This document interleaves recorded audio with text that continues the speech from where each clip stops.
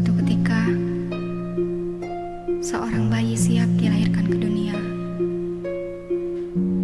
Menjelang diturunkannya, dia bertanya kepada Allah. Para malaikat di sini mengatakan bahwa besok engkau akan mengirimkanku ke dunia. Tapi bagaimana cara saya hidup di sana? Saya begitu kecil dan lemah. Allah menjawab, aku telah memilih satu malaikat untukmu yang akan menjaga dan mengasihimu. Bayi berkata, tapi di surga apa yang saya lakukan? Hanyalah bernyanyi dan bermain. Itu cukup bagi saya untuk bahagia. Allah menjawab, malaikatmu akan bernyanyi dan tersenyum untuk setiap hari, dan kamu akan merasakan kehangatan cintanya dan lebih berbahagia. Bayi kemudian bertanya lagi, dan apa yang dapat saya lakukan saat saya ingin berbicara kepadamu? Allah berkata, malaikatmu akan mengajarkan bagaimana cara kamu berdoa. Bayi pun berkata, saya mendengar bahwa di bumi banyak sekali orang yang jahat. Siapa yang akan melindungi saya? Allah berkata, malaikat yang akan melindungi dengan taruhan jiwanya sekalipun. Bayi, tapi saya akan bersedih karena tidak melihat engkau lagi, ya Allah.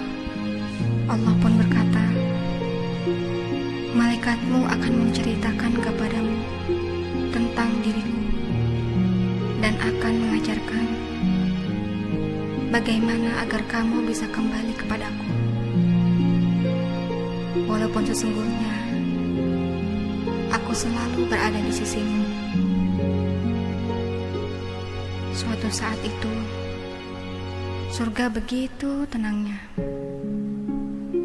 sehingga suara dari bumi dapat terdengar, dan sang anak dengan suara lelih bertanya, Tuhan, jika saya harus pergi sekarang, bisakah Kau memberitahuku siapa nama malaikat di rumahku nanti?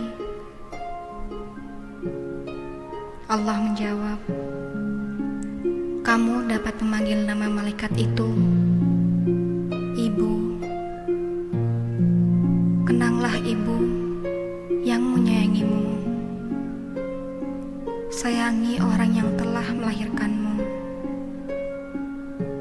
Untuk Ibu yang selalu meneteskan air mata ketika kau pergi, ingatkah engkau ketika ibumu rela tidur tanpa selimut demi melihatmu tidur nyenyak dengan 2 selimut membalut tubuhmu?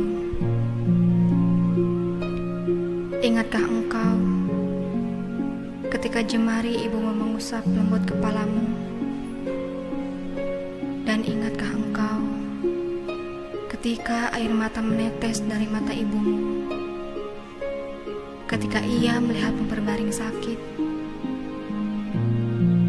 Sekali, jenguklah ibumu yang selalu menantikan kepulanganmu di rumah